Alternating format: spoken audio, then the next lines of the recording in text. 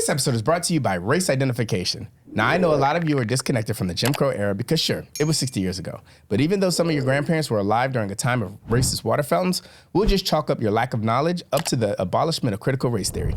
Thanks, Republican governors. Anyways, I bring up that era to point out some of the legal and social principles that arose during and well before that time, such as the one-drop rule. For those of you who don't know what that is, it's basically a rule that said, if you have one drop of black blood, use a nigga. Doesn't matter what your daddy is. If your mother was a Nubian queen and your daddy was a mayonnaise sapien, use a nigga. All it took was one drop. And another rule that they always pushed was the brown paper bag test, where they would literally hold a brown paper bag next to the tone of your skin. And if you were as brown or darker, use a nigga. So all this bullshit about Drake not being black because he didn't live the black struggle or Vice President Harris just starting to identify as black is all bullshit. Say what you want about acting black or whatever the fuck that means. As far as I'm concerned, we should look at it in one fashion and one fashion only. If this was 60 years ago, could a racist mayonnaise sapien look at this nigga and say, use a nigga? Because if so, my nigga, use a nigga. Now let's start the episode. Let's go. Our sins and woes. Our sins and woes. Our sins and woes.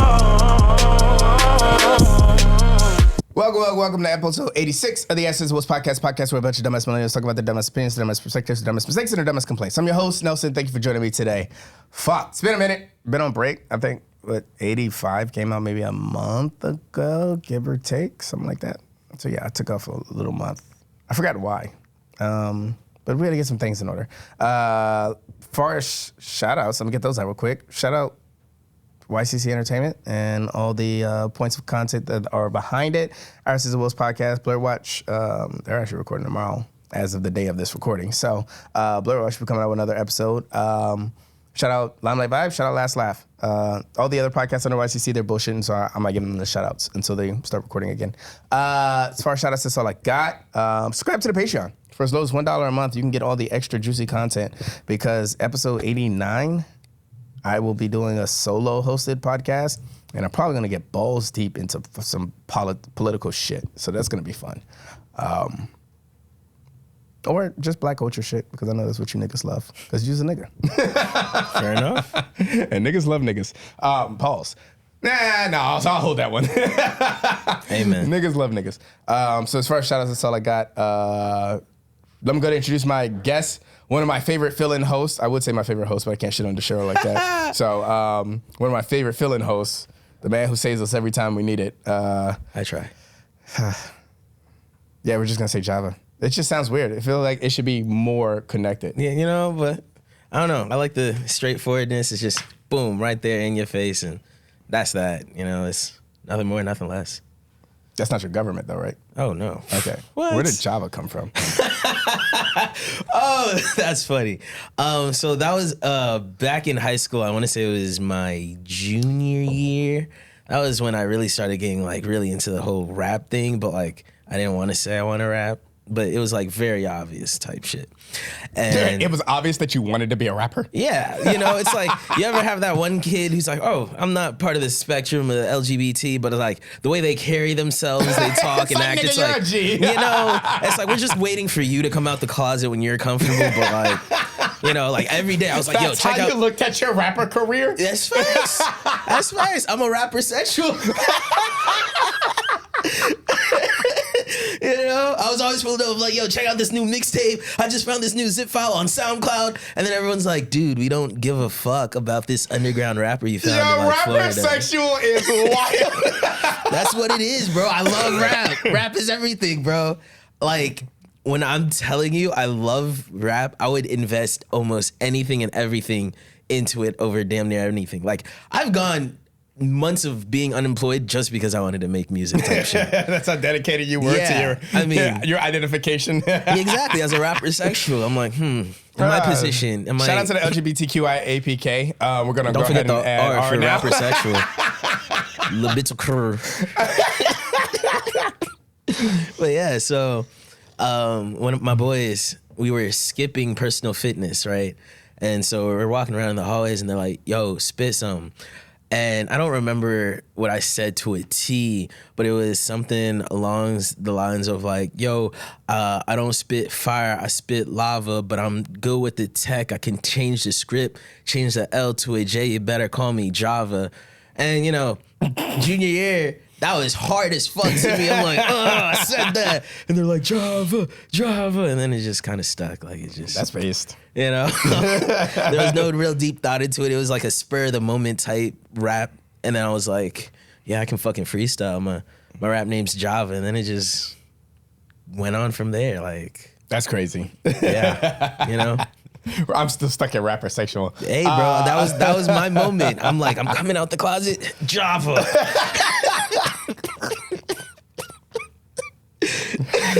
Yeesh. But yeah, Javah is here with us today. Again, very talented rapper. He hates when I force him to play a specific song, but I'm like, bro, that's your people's anthem. You got to do it every time. Oh, man. It's gotten to the point, even my mom is like, if I'm coming out to the show, you better perform Conundrum. Like, I'm like, yeah. To the point that now we deem it, when we talk about other people's songs, we be like, bro, that's your Conundrum. Yeah. Like that's your Conundrum. It's to the point where if I hear it casually in conversation, even if they don't know I rap, I like kind of flinch. You know, like I was watching wrestling, NXT. It was like a couple weeks ago. And Booker T was like, yeah, this wrestler's in a real conundrum. And I'm like, yo, how the fuck? And I'm like, oh, he doesn't know who I am. But like, now I have PTSD because of that word. Which is hilarious. I think, you know what I think one of the biggest things about that song is? I think it's better when you perform it live than it is. Oh, for sure. Yeah. That's just kind of the artist I am, is like, because when I make songs, I picture myself performing it as I make it. And I'm like, okay, I would probably like jump on this part of the beat, or I'm gonna run around during this part. Like one of the parts of Conundrum, I have a line that says, Cash backs up bold statements. And I lined up the kicks with it. So it's Cash backs up bold statements. And like every time I'm like, oh, it's coming up. Yeah. You know, like it's like a weird secret dance that I do. Yeah. So it's like, everyone's always like, oh my God, you're so good on stage. It's like, I practice or the cell like phone trick. Yeah, you know, Yeah. I practice like a madman. Yeah. Like I would literally wake up in my bedroom, lock the door, put on my Bluetooth speaker. I'm like, all right, it's time to practice. And I'll just run it.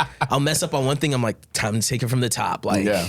Best bass. I go crazy. You kind of force a standard that we have to go by now, and I'm kind of starting to be a little bit more anal about it.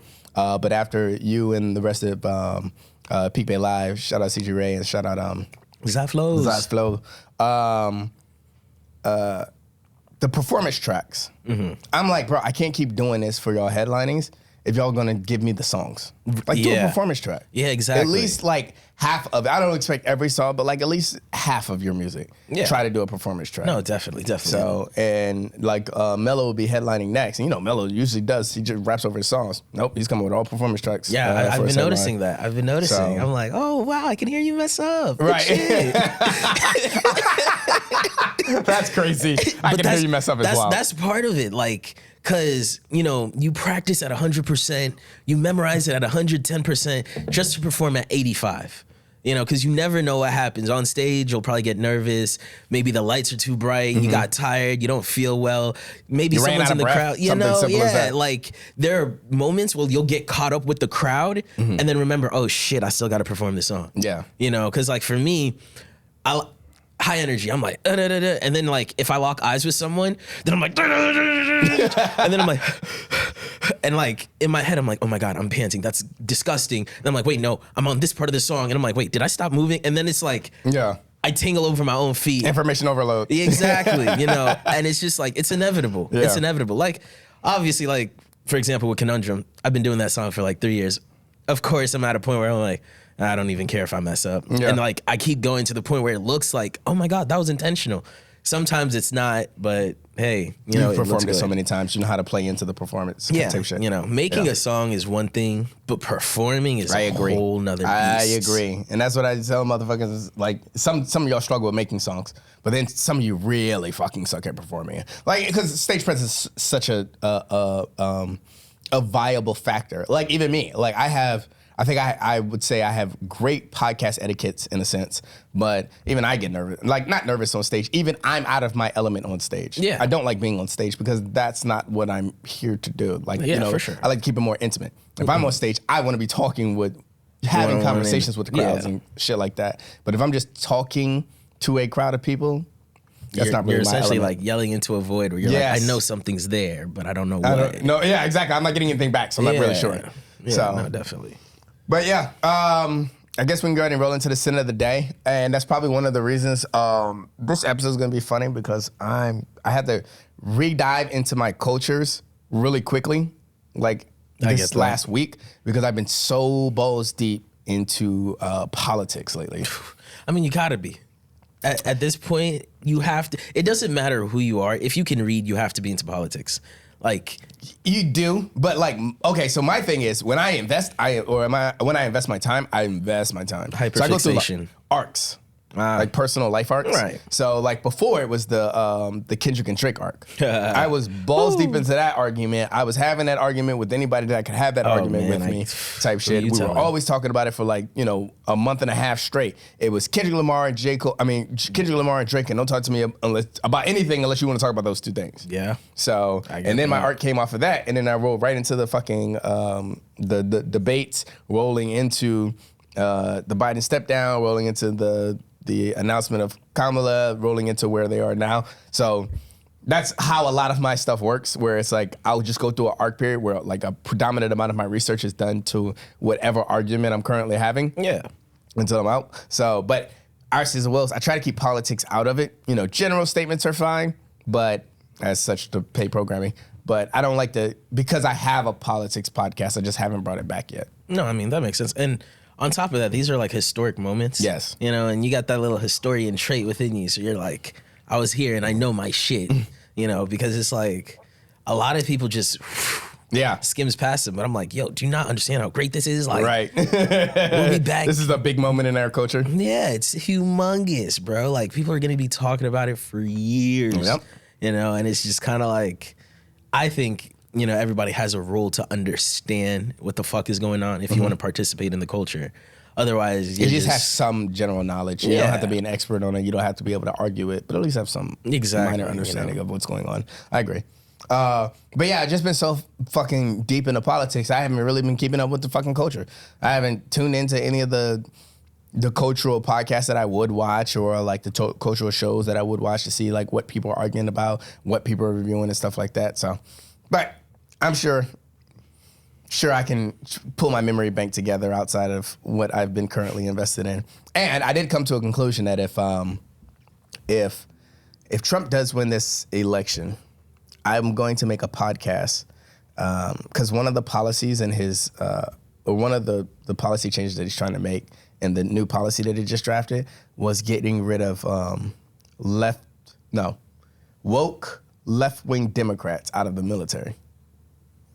And as a military nigga, I don't really consider myself woke because I hate woke niggas. Fuck you, hotep niggas. And I also don't consider myself left-wing because, like, I'm not for chopping all the males' dicks off. Like, if you want to get a sex change, that's fine, but don't force it on me, like, type shit. Right. So I wouldn't consider myself left-wing or woke. But I have voted for Democrats from time to time. So, I don't know what the metric they're going to use to distinguish between what's a left-wing woke Democrat and what's just a sometimes Democrat. It's like eugenics, but with a different coat of paint. Right. Because it's so up in the air. It's like, all right, what falls into that category? And it's not something you can like easily prove. Yeah. There's no like, fill out this form, do this test. Are you showing these symptoms? Like, Symptoms is crazy. hey, do you suddenly care about your community? Do you want universal health care? Are you tired of being sick and having to go to work?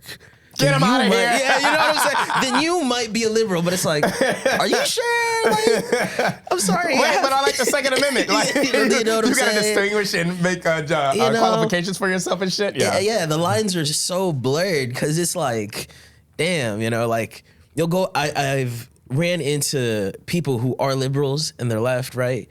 But they're armed, and they have their self-defense rights. They have the proper licensing, this, that, and the third.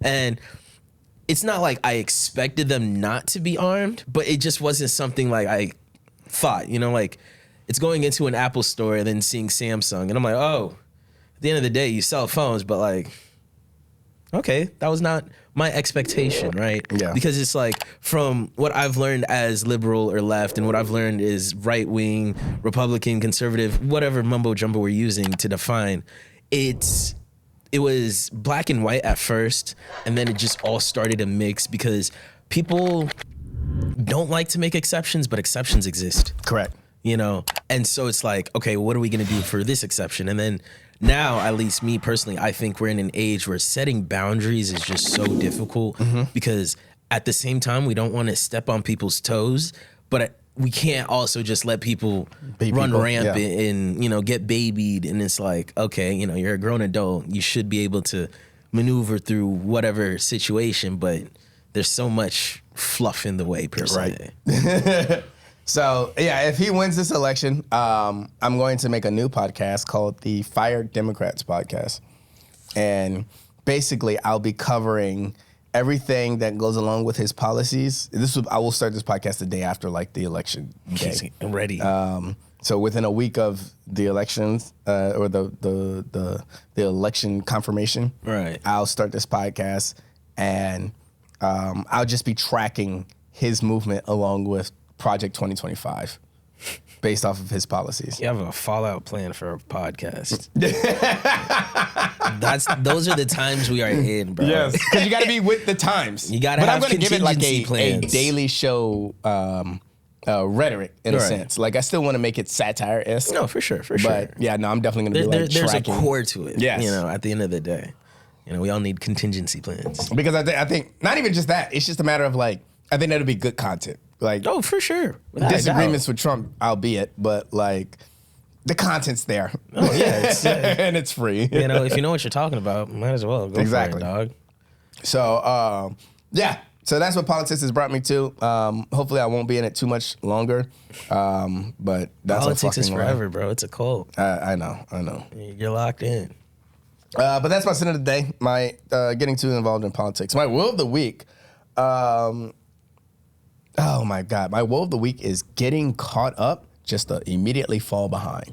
I had like maybe 3 weeks ago. I was so caught up on everything that I needed to do as far as editing, posting, social media shit, all that kind of stuff. I was so caught up that I was going around out of my way to look for things to do. And then I think I did 2 weeks of Limelight, and then I couldn't re-upload them because I try to work things in a pattern. Mm-hmm. So it'll be like one Limelight and then one something else and then one something else and then one Limelight or something like that. In a pattern sense where it's not day by day, it's just Limelight. But then I realized like, oh shit, I only have these 2 pieces of content. I don't have any podcasts that I gotta drop. I don't have any Last Laugh to drop because they take like 3 weeks straight off from Last Laugh and nobody's recorded podcasts. So I'm like, fuck, I don't have any other content to drop. But I'm caught up. Hold on. I'm so sorry to interrupt, but I got to talk about, speaking of laughs, Last Laugh and Limelight. What was up with the dude who was talking about pornography during Limelight? I'm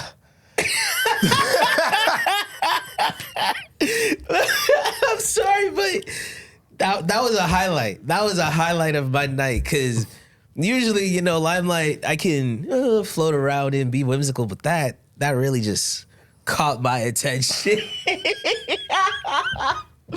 Oh. All right, so I don't know. That's one of my bar buddies, right? Right. And oh man, we'll usually just have some old wiseful conversation, wisdom-filled conversations and stuff like that. Yeah. And he likes to think that he can do comedy from time to time. And I'm like, bro, you don't really do comedy. You just tell a story that you think is funny. Right. So, because after his set was done, he texted me. He was like, how'd you like my set? I still haven't texted him back to this day. Did you set him up? You set him up. I didn't set him up. That was a setup. He asked, I told him about the comedy show on Tuesdays. He showed up to Limelight Vibes. I don't know why he shouted Limelight Vibes. So that's just He's been to Last Laugh, though.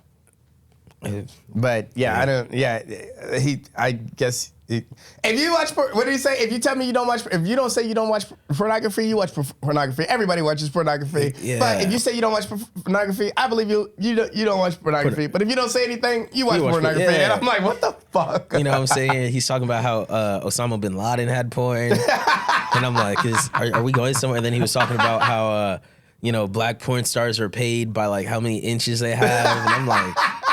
There's a lot going on here, but like there's no central focal point. No, you know? he just told us. That's what he does. He tells stories that he thinks is funny. I'm like, bro, that's not how you do comedy. Yeah, he took us to the realm of porn and then just kind of, he was like, over here we have this, then there's that. Don't look too long at this. Yeah, no, I got nothing to justify whatever the fuck was going on that day. Okay, yeah. But yeah, he I don't know why he showed up on Wednesday and decided he's gonna get up on stage. Even his name is Cameo, and he just got that from the group Cameo. There's no effort being put in. Yeah. Oh, I love it. Or wait, not the song Cameo? Sugar Hill Gang, right? No, Cameo sings. Cameo's a group. What does Cameo sing? Fuck me. Cameo sings something that I know, and I should. Cameo. Band, yes. And they sing, fuck, what's that? Candy. And Word Up. Tastes like candy. I can feel it when you walk. This is getting you don't know the song? Generational gap here, pal. Sorry. Even when you talk, only it listen takes to like Lil all Uzi over Vert and 21 Savage. You ever seen The Best Man, the movie? And I don't watch movies either. I'm just fucking with you. Oh, wait, so do you know who Cameo is? I wasn't sure if you were serious. Like, I thought you were actually pointing out the generational gap. No, I just wanted to see how disappointed you'd get. I am disappointed. That was amazing. What do you mean you don't know Candy by Cameo? That was amazing. Like, if there was a bar, like, your hope was just diminishing. Just dropping with every passing second. I was giving you all these remembering factors. Like, I was going to say, remember Best Man at the end of the movie? They were doing the electric slide to Candy. Bro. Jesus Christ. Add that to your woe as well. Right. Niggas. That's my other woe of the week.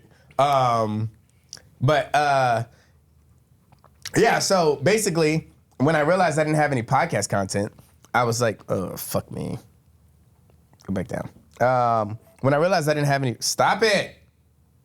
When I realized I didn't have any podcast content, I was like, fuck, well, I can't drop these Limelight videos or re-uploads until I get caught up or until I get other content to drop. And then another 2 weeks went by and I'm like, fuck, now I got like 4 Limelight videos and I still don't have a podcast recorded. Right. So, like I said, luckily I'm recording today and then Blur Watch is recording tomorrow so that'll help fill in those gaps so I can start dropping the content. But now I'm basically, I got to rush to get this out, rush to get Blur Watch out so that I can get all of the Limelight vibes that I already have edited as well as the Limelight vibes that I haven't edited. So, but now I'm basically behind and it's going to be a busy 2 weeks because that's how long it's going to take me to get everything caught up and scheduled. Right. But yeah, I spend all that time getting caught up just to get right back behind because I don't have a better rhythm of things. And then like 1 week missing, like if I miss out on podcasts or if I miss a podcast recording, I basically miss out on 5 days of content. Sheesh. So, because I'll drop the audio post and then the video, Patreon, and then the first clip, the second clip, and then the full episode. Godspeed, Sisyphus. Godspeed. You're right. So, but yeah, if I miss one podcast buys me 5 days of content. Right. But then if I miss podcasts, then it's like, fuck, I don't have any content. Yeah.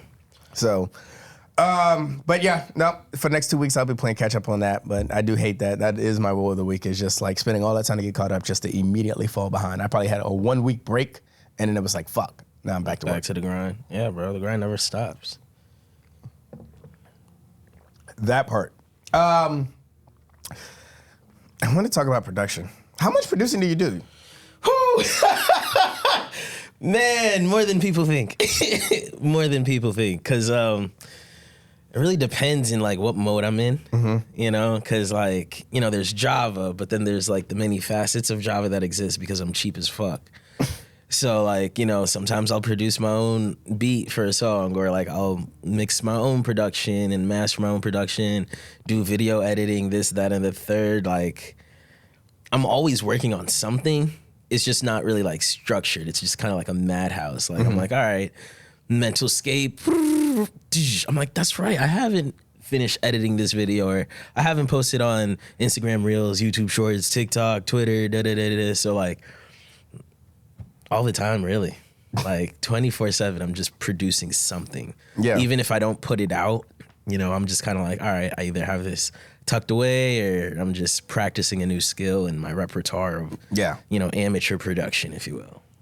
Yeah, no, because I definitely, when it comes to that kind of shit, I do consider myself like a jack of all trades. Like, I don't think there's one skill in this production world that I perfected, but I think I got a good handle on everything, if that makes sense. No, yeah, it does. It definitely does. Because I had to learn so many things with the small team that I have and everything. I have to, you know, we all got to learn where to fill our roles. Yeah. So, for sure. And until you can find somebody that can predominantly come and take that role, you got to learn how to do it yourself. Yeah. So, I definitely have a crazy hate-love relationship. And that's from, like, I enjoy, when it comes to production, I enjoy the product that I get out of it, but I hate the amount of work that I had to put into it, if that makes sense. Yeah, no, that makes loads of sense. Yeah, no, for sure. I mean, it's weird for me.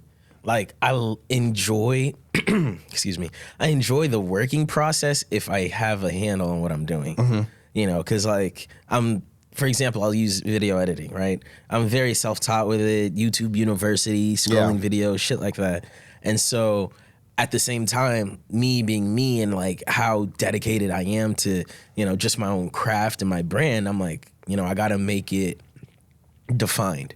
You know, like I gotta have something that stands out, or something that's like, oh, this is very Java-esque. This is Java core, you know? And so like, as I'm fiddling around with whatever plugin, I would say like the first hour is usually like the worst for me, because I'm like, oh my God, here's the video and then the sounds. I gotta balance things out. And then once I get to like chopping things and editing and then applying the transitions or overlay effects, whatever, then I'm like, this is great, you know. And then I'll like look over the product like a madman. Like I'll have the first draft and then I'm like, all right, let me go back. Then the second, then, you know, and it's like, it's a hamster wheel, like a mental hamster wheel that I just enjoy. And I'm like, haha, you know, I'm making my own hell. This is great.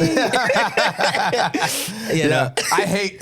I hate editing, but sometimes I'll just put on like YouTube, like I'll just go to the IG page and just go through every fucking like reel that's on there on the YCC page, because it's like, oh, these clips are so great. Like these are super dope clips or something like that. Or if I just feel like listening to the clips from Limelight Vibes, I'll just go through all the clips or like Last Laugh or something like that.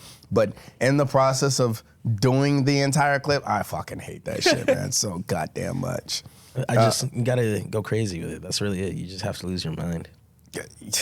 But you're right. That first, like, there is a weird hour, like, of initiation before I can get to the nitty gritty of editing. I have to like spend an hour. Like for me, when I drag the files, I use DaVinci Resolve. When I drag the files, okay, let me get make sure all the multicam switches are preset up. Okay, let me get the audio's level, distinguish between the levels, set the limiter, set the equalization, everything like that. By the time like I'm ready to actually start going through the editing, it's been an hour. Yeah, but definitely I look back and like even like during the shows, like who's the last headliner? Another Solace. At the end of the day, it's like, fuck, that was a really good show. But like during the show, I'm like, fuck, man, everything that could possibly going wrong is going wrong right now. What the fuck? Or like the preset up and the fact that it's like, okay, I get off work. I just got off a 9-hour shift and I got to come here and fucking set up for this goddamn thing and everything like that. So, but then at the end of it, when I say, okay, show went great, guys. Y'all did fucking phenomenal. And then now I still got to edit the process and do all the re-uploads and all that shit.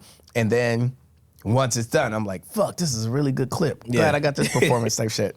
So hindsight. Yeah. You know, that's usually how it is. But yeah, that's definitely my hate-love relationship with production. And it kind of just all roads end at social media. That's literally the thing. Is like the only product that I can visualize it on is like what's it look like on YouTube, what's it look like on social media, for sure. What's it look like on Instagram, blah blah. How are people gonna consume it? Yes. Speaking of that, you know what's funny? You brought up FOMO. Fear of missing out. And when you said that, I was like, what the fuck is FOMO? Well, I read FOMO. I was like, what the fuck is FOMO? And two old guys at work was like, fear of missing out? I was like, wait, what? It was like, yeah, it means fear of missing out. I said, well, that makes sense why he put it next to social media. But like, wait, how do y'all know that? And I've never heard of that before. Damn, I'm tapped in. Yeah. I'm tapped in. Or they are. Or I'm just not tapped in. I don't know what the fuck is going on. I vividly remember. You ever have those like moments in your childhood where it's not really that crazy, but for some reason you just can't get it out of your head. You just specifically remember that. Yeah. For some reason, it was the early 2000s. I don't know the exact year, but I know I was in like 4th or 5th grade, and I was on the internet unsupervised. That is why I am the way I am. For anybody watching, right? Everybody goes, oh, why are you like this? It's because I was on the internet at a young age without any parental supervision. That's crazy. And I don't know why the fuck I was on AOL, but there was an article. Yeah, there was an article about FOMO, the new rising fear with like social media and technology and the internet. And I was like, FOMO? I'm like, that sounds cool, but like, let me look into it. And then it was like the fear of missing out. And then I don't know what connected in my brain, but I'm like, the fear of missing out. And then ever since then, that's just always been stuck in the back of my head. And I don't know, I've always wanted to talk about it. So you know what's funny? It's not something I personally suffer from.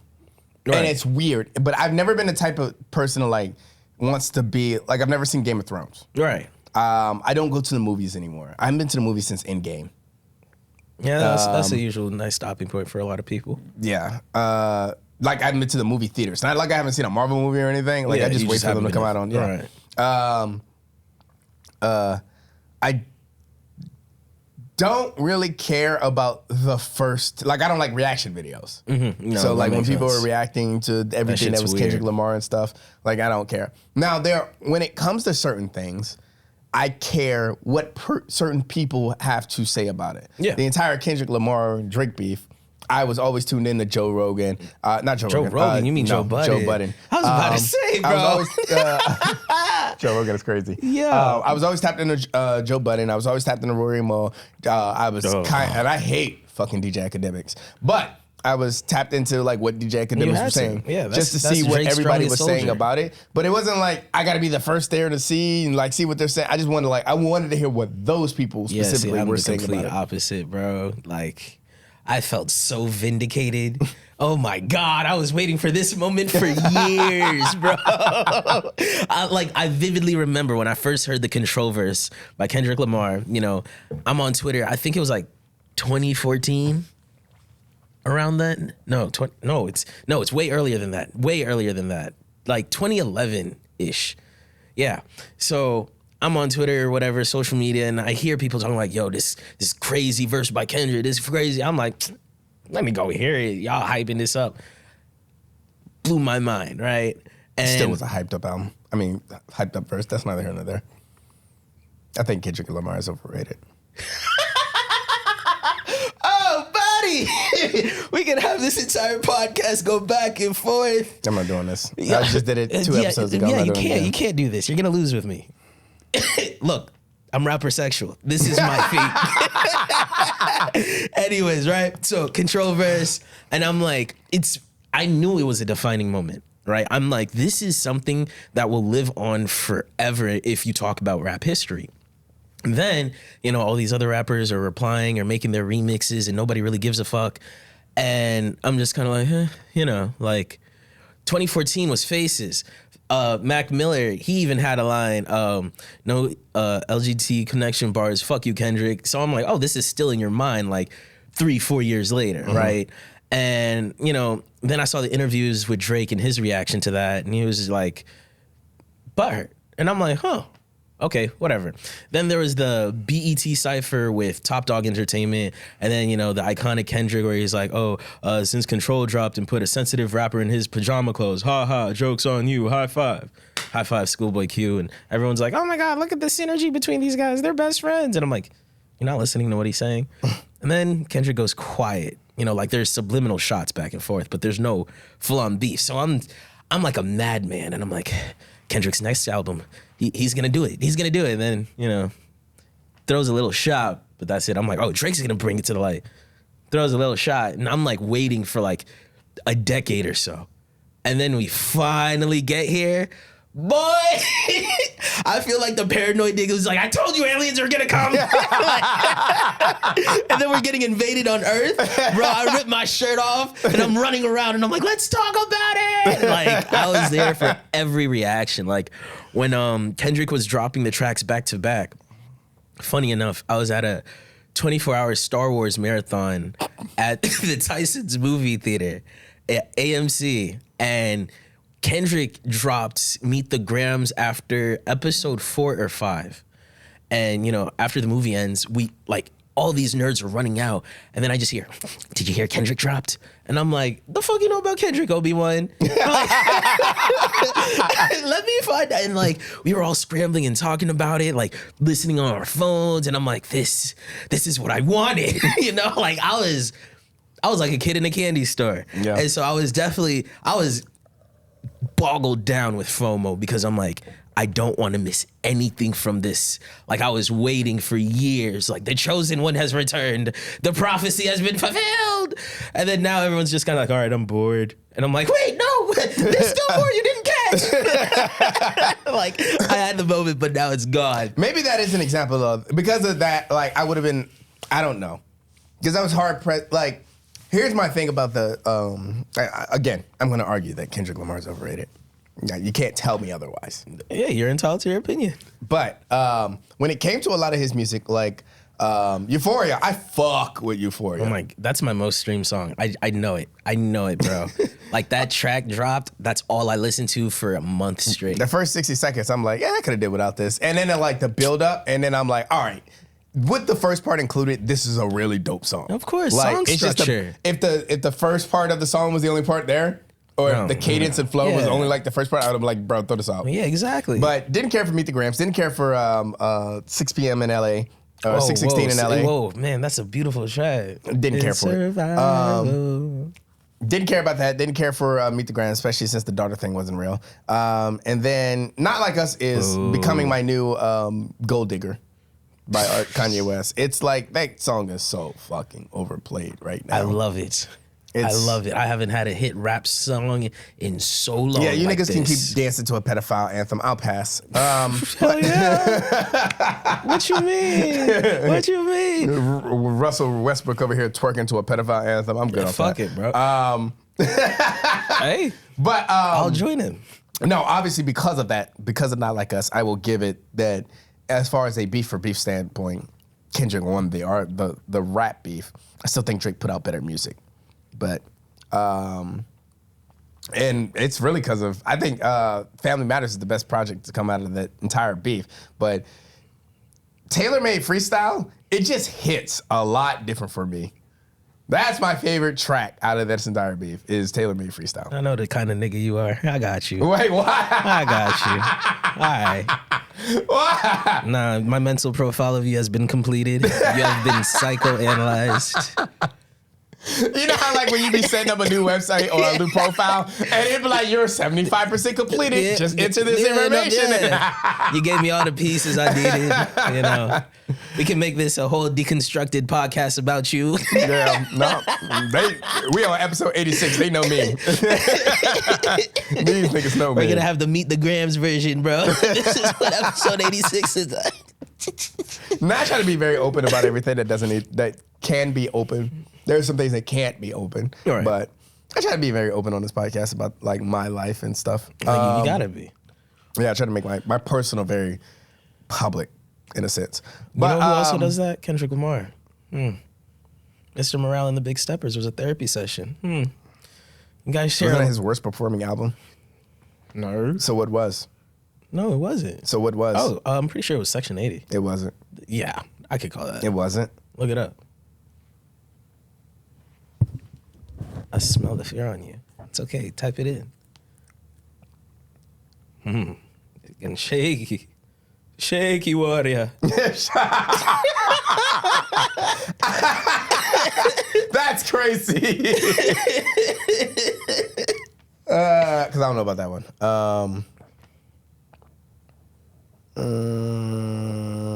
Trying to look up his album discography.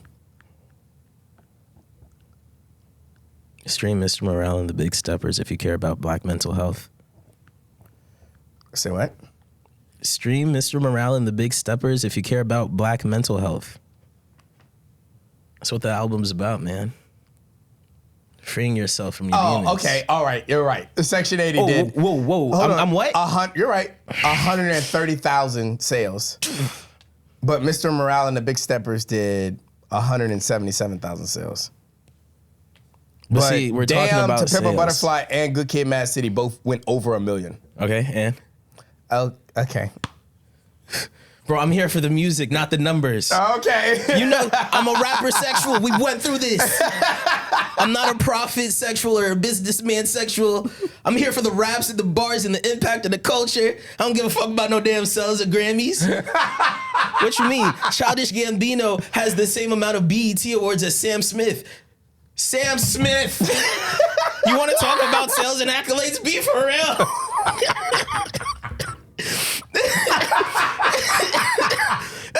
That's a crazy statement to say out But loud. it's facts. Not as facts. Unfortunate facts, man.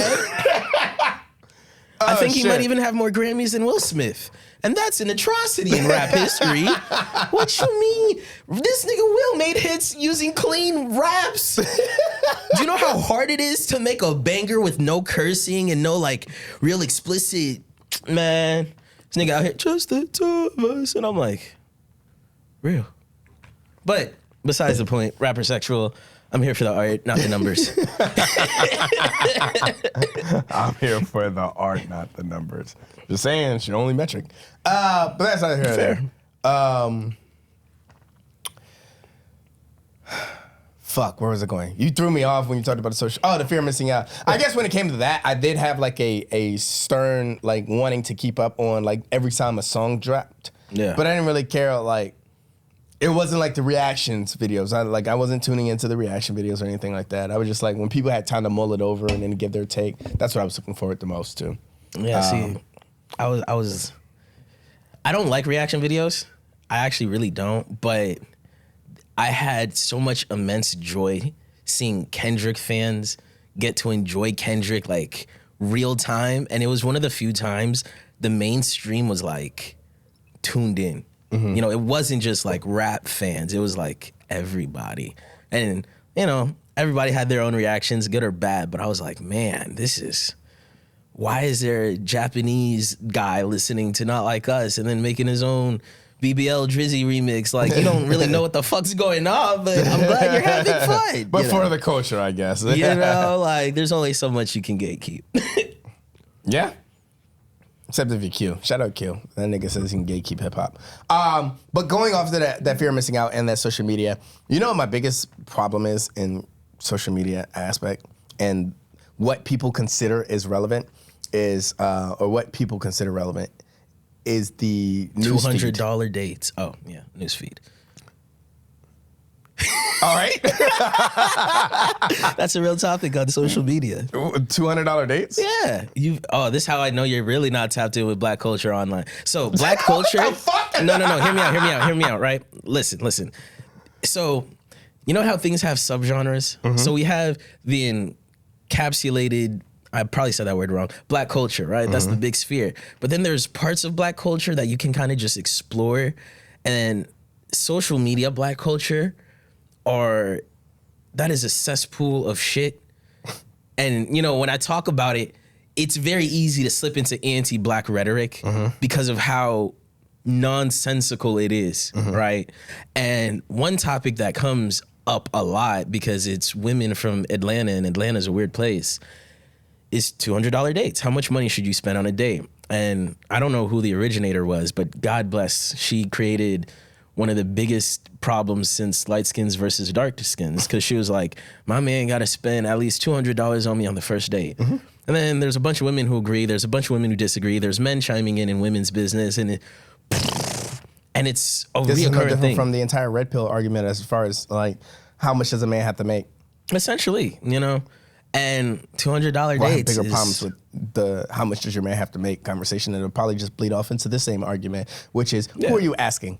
Yeah, no, for sure. You got to know your target audience. Yes. you know, So and I'm pretty sure. Sorry, this is pissing me off. You're good. I'm pretty sure a majority of women don't require a $200 date. No. Actually, man. I'm a firm believer that if the woman went out on a date with you to begin with, more than likely she's gonna fuck, or she's willing to fuck, or you she's just gotta hungry. not fuck it up. Or she's hungry. I don't believe that. No, it's a thing. I hear that. I've never it's experienced a low-key though. thing, but and it's I've like- never seen anybody else experience it. It's one of those subtle things that you kind of don't really think about because, like, when someone's fed, they're kind of happy and content. And so, if the date went well and she's no longer hungry, do whatever the fuck. And, it goes back to primal mating and calls, just like, ooh, you got food, I get sex, But it's like... So you're saying women are children, they're not able to make their own decisions in life Whoa, because they settle for things as simple as fucking food. Yo, no. As long as you feed them, you can have your way with them. I'm just kidding. That's wild. Save it to me. That was nowhere. I'm saying, bro. Let me throw the cancel button real I quick. was just gonna say they be going on dates to eat. Niggas be broke, bro. Like when you're really broke, you'll do some things. Like go on a date. It's facts. It's facts. Look, bro, if you have an option to eat out at like Red Lobster and then eat out, you feel me?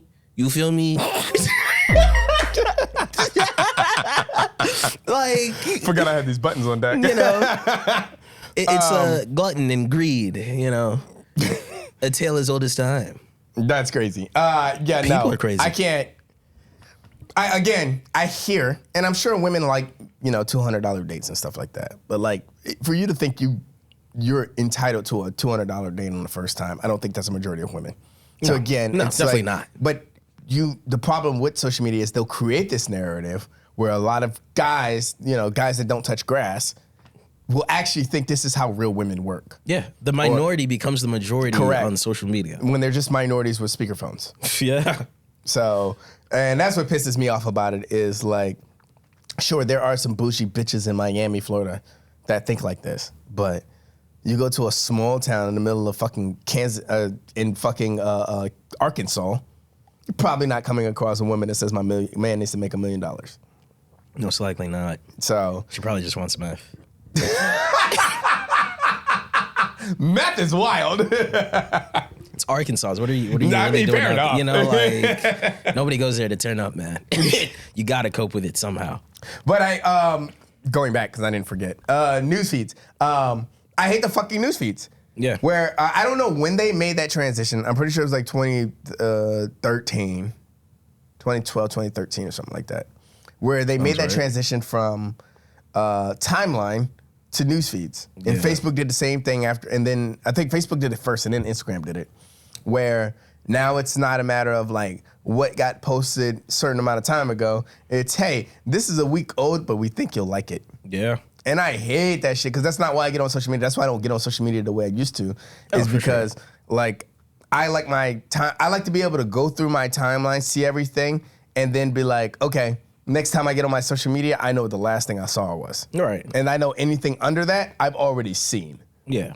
But now you can't do that. Organization's gone, bro. Yeah. The algorithm's everything. The news feed is what happens when you let children who are supposed to be in a separate class mingle with the main class, and then everybody has an opinion. It's like clearly, you need more help, but here you are giving me your opinion on politics. It's like when the long bus pulls up next to the short bus and says, hey guys, you going to get on? And then we just kind of all intermingle, and it's like, there's a reason why we were all separated. I agree. You know what I'm saying? Segregation was fire low key. I mean, the algorithm works sometimes. Like, depending on what arc I am, Then whatever yeah, arc it'll I'm feed in, you what you want. yeah, that's my newsfeed will predominantly go around the arc. Like when I was doing my heavy gym research, then the problem was everything that came across my newsfeed was fit gym bitches. And it's like, all right, I mean, I'm only doing leg day once a week. I don't Type need shit, it more. yeah. So these bitches that are doing leg day 3 times a week and It's then a doing disguised ass day the other fetish. days, like, I don't need this. Yeah, it's a disguised fetish, bro. That's the new meta. Everybody's horny. That's what the algorithm feeds you. It's New metas, everybody's horny. yeah, no, think about it, bro. It's like what you really enjoy, and then it's like, here it is. In a And then- sexualized fashion? Yeah, bro. You know, because I'm like me, I like cooking. You know, and I like seeing cooking videos. So it's like, oh, here's a barbecue recipe. Here's a recipe for soup. Here's this weird intimate ASMR where the dude's mutilating the chicken with his hands. Oh, here's a nice recipe for grandma's cookies. I'm like, wait, go back. You know, like they just slip one in, and I'm like, yo, what the fuck? You know, This girl barbecue sauce on her titties. man, the shit I've seen through these news feeds, it sounds like I'm making up a joke trying to get attention sometimes, but I'm like, no, that's the reality of it. You know, it's like, here's what you want, and here's what you want when no one's around because you're a fucking freak, but it's your news feed. That's why I don't like the algorithm. Yeah. Because It's I might have freaky. looked up some weird shit one time or fell into a rabbit hole, but like, don't keep pushing this Yeah, on me. no, That was a rabbit hole. That was a rabbit hole moment. You know, yeah. You know, everybody has those moments where you're just kind of like, ooh, fever dream, and then go back to normal. you Yeah, know? but when the algorithm keeps trying to feed it to you, it's like, all right, bro, I'm done looking at the bitches do nothing but show their ass in the gym. That's what people like. Like when I type in fitness and I just want to look through fitness Oh, videos and they man. come up from time to time, that's fine. And sure, I might spend a little extra time looking at the Yeah. girl's ass than I do the guy's biceps. But like we're past that point now. Yeah, no, for now sure. I'm in a different arc and I need my algorithm to catch up. You know, fitness pages are like SoundCloud rappers. That's the equivalent now. Hey man, I'm telling you, it's facts, bro. They're trying to get deals and sponsorships by being fit, but I'm like, all right, steroids, you just look good. Steroids, you also look good and you're on steroids. Like, you know, and then all of a sudden they're like, oh man, I got this new water. I'm on this new diet sponsored by, It's like, you don't even believe the shit you're saying. Like, Right, that you part. know, everybody's just trying to get money now. That's another thing. It's like, your newsfeed is also monetized. Yes. So if somebody pays enough, then it seems like their opinion matters. And that's what pisses me off too. It's like now people have played into like with the subscriptions on Instagram and don't get me started on OnlyFans and Fansly and stuff like that, where it's like, Wait, no, chill out. That's where I met the love of my life. For $50, she'll call me and tell me everything I want to hear. I'll get on call and she's like, wow, Javah, your tracks are so good. yeah, paying for OnlyFans subscription just to get compliments on your rap music is not even a I'm a bad rapper idea. sexual. I'm not even mad at that. That cadence, ooh, can you do it again over the phone? I love your flow. Yo, that's wild. I'm not even mad at that. I've once thought about like having an OnlyFans girl promo herself with my music in the background. But then I'm like, nah, I'm gonna get a really horny fan base. I'm good off that. Hey, but that's the new meta. That is a new meta. But I can't sell my soul like that. I'm not trying to perform and half of the crowd is bricked up. They're like, where's Violet Myers? Violet, if you're seeing this, let's link. I got collab ideas. Yeah, if I take this clip, I'm gonna tag Violet Myers in Yo, it. please. Do you know how crazy it would? I'm not gonna lie. It would be a hard for us to be like, yeah, she's shaking ass to my song. What you mean? Just pull up on somebody casually. By the way, I rap too. Here's my boom, I Shameless got you plug. just like your newsfeed. I got you just like your news. It all ties in. Boom, that's the formula, bro. Shout out Violet Myers. Anyways, but yeah, fuck these news feeds. Fuck them. Fuck. Before But they yeah, no, fuck the you. subscription shit is like, and this is the funny thing. Now when I see women like post like funny content on social media, but then they're like, also come check out my OnlyFans. You know what I do so fast?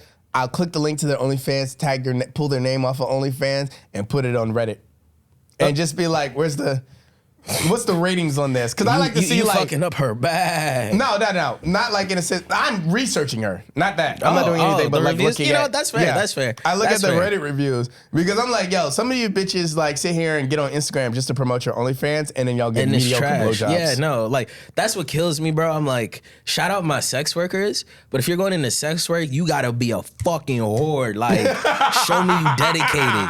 Like, I'm like, think about it, right? If I'm paying for a subscription, that means I really like what you doing, Right. But if you're not giving it your all, I'm like, Bro, I can find porn stars content for free. you know, like. I thought we had something going on, but Yeah, no. apparently not. Like, that is the worst post-nut clarity ever. Realizing you're just so desperate because this specific woman was dressed in a specific way, doing this, and then it's just... See, the only OnlyFans I've ever subscribed to was, and this is out there, so suck my dick, was the teacher that wasn't allowed to the PTA meetings anymore. Oh. Yeah. Damn. Snooks. That was her name. Snooks. She's the parent that had the OnlyFans, so then she wasn't allowed to. She was a part of like the PTA, and then they kicked her off when they found out she had an OnlyFans. And I subscribed to it during Protest and Riot. Can't remember what that episode, but it has Snooks in it. The Great Adventures of Pusillanimous and Snooks. That's what the episode was called. Can't remember which episode number, but that was the episode. The fact you said that so casually. Yeah. The Great Adventures of Pusillanimous and Snooks. But and in that episode, I bought her subscription so because we were talking about her, and it was like, all right, well, I guess we got to see what she's actually posting. The fact that she got banned off school, and it wasn't really anything. I was like, bro, this is mid porn. Like, what the fuck? No. So right. And I've seen some crazy crazy porn stars do some crazy things with the back of their throat for free. So like, yeah, you bitches gonna have to step it up with your little licky. You know, or at least, you know, get the lighting right, get a nice camera angle, get a nice camera. Like, oh, I can rant about that for You're a hours. cameraman. It's not a POV. Hey man, game is game. That's the new meta now. That is the new meta. POV's the new meta too. Yeah, because everybody's lazy. Nobody wants to pay somebody to get a real cameraman. So they're like, oh, imagine Just you're hold fucking this while me. I do my thing. You type know, and shit. then you just hear the guy. And I'm like, this isn't fun. I'm not enjoying this. This is, you know, you have the most attractive woman right there, but I just hear the guy panning, moaning like, yeah, like that. And I'm like, Ew, nigga. you know, like, I don't want to hear another nigga in my ear, bro. But hey, if they get in the bag, they get in the bag, bro. Yeah. Teach your own. Fuck your subscriptions, fuck your OnlyFans, fuck your Fansly, and fuck your news feeds. Bring back timelines and stop. No, you know what? I'm actually fine. Here's what I would request. I'm fine with algorithms.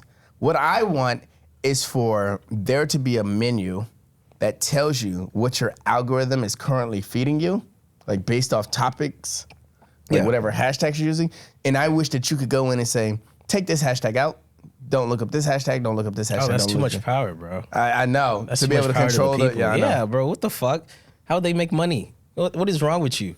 Yeah, I'm gonna leave trying the to things give that I want you to people- give me. Yeah, nah, man. We're just gonna gaslight you. That's the whole point. We're gonna make you think you want this. That's crazy. That's how it goes, bro. These ads, those are the real enemies, you know, are the targeted ads. Because every once in a while, you'll see something, you're like, Then you accidentally click it and there goes your news feed again. And I want the ads to be able to say, I want, if the fucking NSA is so goddamn smart and all these fucking, if TikTok already understands, if TikTok can understand that I eat ass, so once I've come out and said that, they stop, you know, forcing I eat ass ads down my throat because they already know that I'm a consumer. Right. I need all the other ads to do the same thing. Stop giving me Factor meal ads. I already subscribed to Factor. I've been subscribed to Factor for fucking 3 years. I've been buying these fucking meals for 3 years, okay? Hey, Stop giving me the ads. It's part of the constant promo. Can't let them forget.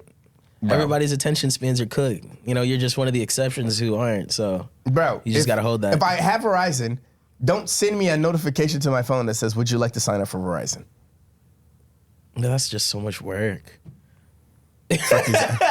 Fuck the, yeah, you're right. The targeted ads are the real devil. Yeah, that's how they get you. Fuck that. Cooks everybody. But We still got another hour left. So before we get into that, I'm gonna go ahead and play this plug of the week, and then I'm gonna see you free niggas on the way. Cause we gotta get into some. I got some cheat codes for some niggas on the Patreon. Cause we're gonna talk about this AI shit and how niggas been missing out. Niggas been missing out on some ploys. But before we do all that, we're gonna go ahead and do this playlist plug of the week. I'm gonna do them 2 kicks and a hug and send you free niggas on the way. So for this episode's playlist plug of the week, for plug of the week volume 3, it is my guy, one of our headliners previously in the past, Vex Ghoul. I love this guy. And I love this guy willing to come down from Maryland every time to perform for us. But one of his songs, he's performed it in the past, just not recently when he I know who you're talking about, yeah. the horse thing was funny. But he's performed this song in the past, I'm pretty sure, and it's a dope ass track. It's called Smooth, and as always, it'll be in the SoundCloud playlist plug of the week found on SoundCloud. So yeah, here it is, Smooth by Vex Ghoul.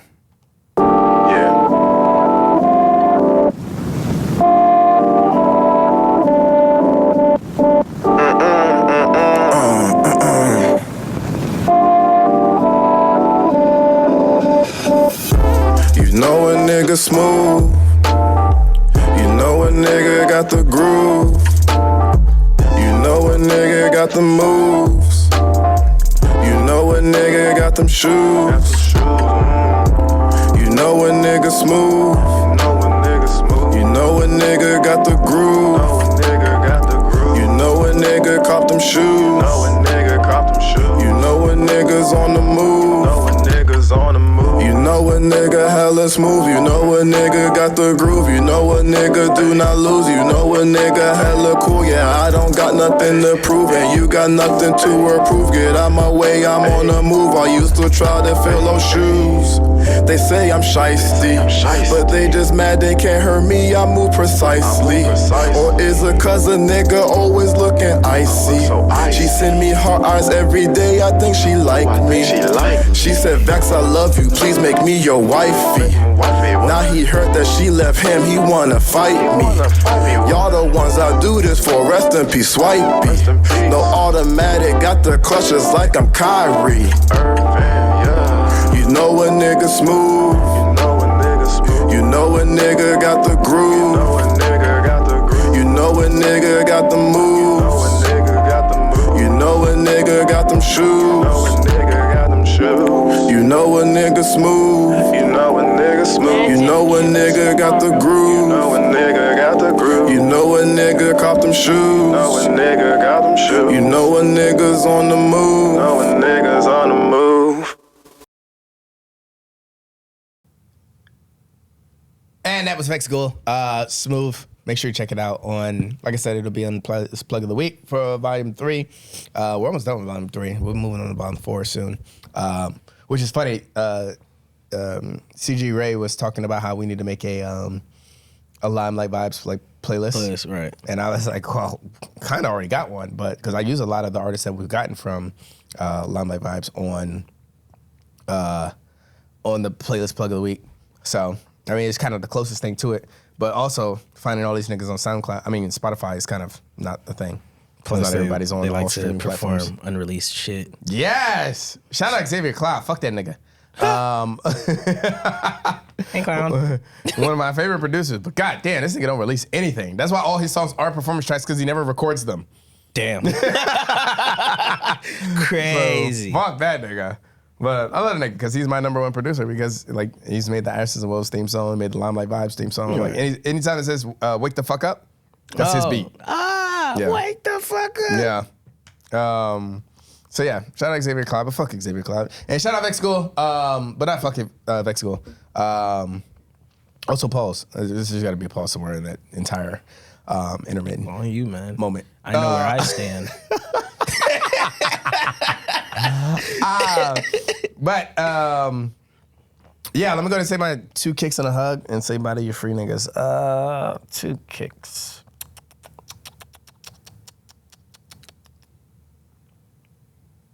Shout out to the niggas that think Kendrick Lamar is in the top 5 greatest artists of all time. Dumb bitches, love y'all. You try to trigger me, bro.